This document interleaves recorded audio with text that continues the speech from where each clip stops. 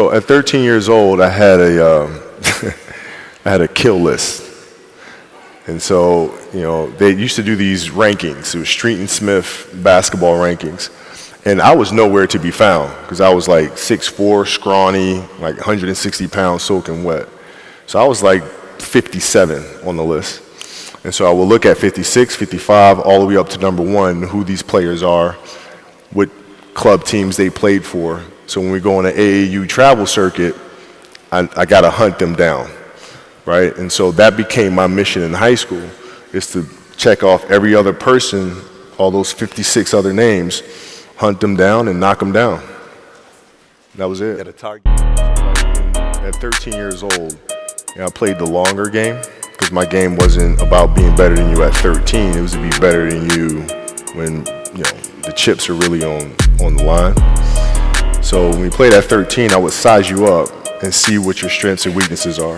How do you approach the game? Are you silly about it? Are you goofy about it? Are you good at it just because you're bigger and stronger than everybody else? Right? Or is there actually thought and skill that you put into it?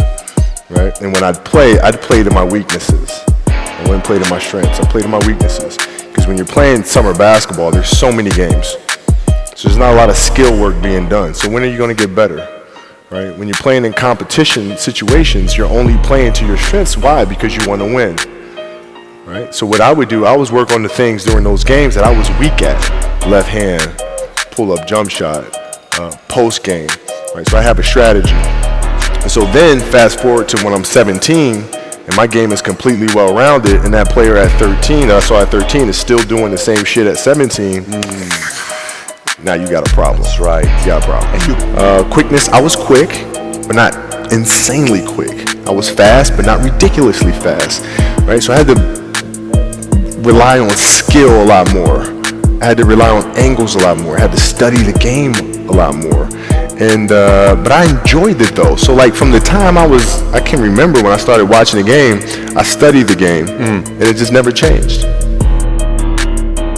It's a good separation for me, emotionally, to be able to put myself in a place where at practice or when I'm training or during games, I switch my mind to something else. I switch my mode into something else, right? For me, it's the equivalent of Maximus, Decimus, Meridius, and Gladiator picking up the dirt, smelling the dirt.